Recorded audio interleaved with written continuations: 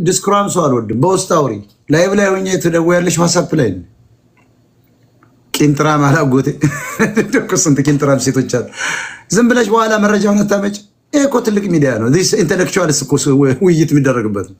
ይሄ እኮ አንድ ግለሰብ ብቻ ህዋትና ሻቢያን የሚበትን ብልጽግናን የሚያርበደብድ ሞጣ ይባላል። you have to be careful ladies don't call me anytime።